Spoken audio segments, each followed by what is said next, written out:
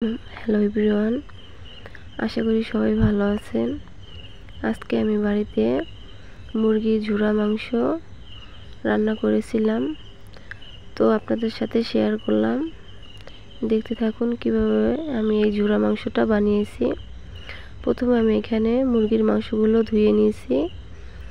এবার এই মাংসগুলো লবণ হলুদ দিয়ে আমি সিদ্ধ করে নিব। কড়াইতে আমি পানি দিয়ে দিয়েছি। এবার মাংসগুলো দিয়ে দিব।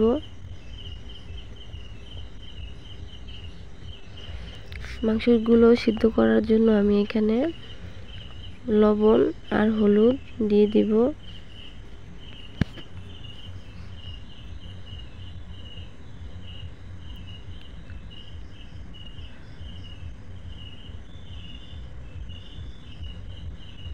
মাংসগুলো সিদ্ধ হওয়ার পর আমি এগুলো হাড় থেকে মাংসগুলো ছাড়িয়ে নিব, যেহেতু এটা ঝুরা মাংস।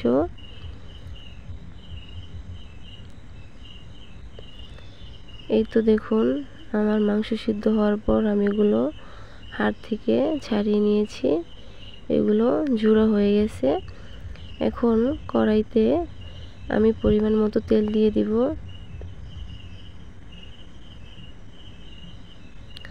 সামান্য পরিমাণের জিরা দিয়ে দিব।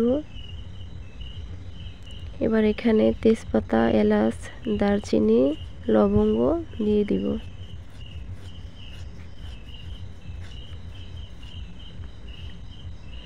এবার পেঁয়াজ, কাঁচামরিচ কুচি দিয়ে দিব।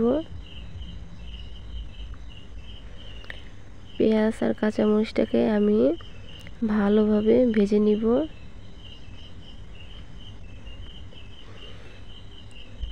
এই তো আমার পেঁয়াজ ভাজা হয়ে গেছে। এবার এখানে মশলা দিয়ে দিব। এখানে আছে আদা, রসুন, জিরা, ধনিয়া বাটা। এবার আমি এখানে দিয়ে দিব পেঁয়াজ আর মরিচ একসঙ্গে বাটা, লবণ, হলুদ। এবার আমি এই মশলাটাকে ভালোভাবে কষিয়ে নিব। মশলাটা ভালোভাবে কষানো হলে তরকারির স্বাদটা দ্বিগুণ বাড়ে।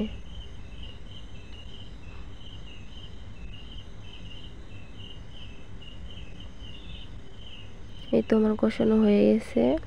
এবার আমি মাংসগুলো দিয়ে দিলাম। মাংসগুলো ভালোভাবে কষিয়ে পরিমাণ মতো পানি দিয়ে দিলাম। এখন আমি এটাকে জাল করে নিব।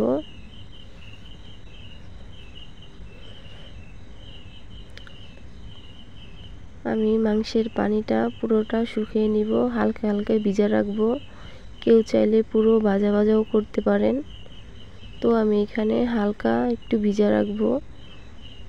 এই তো দেখুন, আমার মাংসটা রান্না হয়ে গেছে, মুরগির ঝুরা মাংস। ভিডিওটা যদি ভালো লাগে আপনাদের কাছে লাইক করে কমেন্ট করবেন, শেয়ার করবেন। ধন্যবাদ, সবাই ভালো থাকবেন।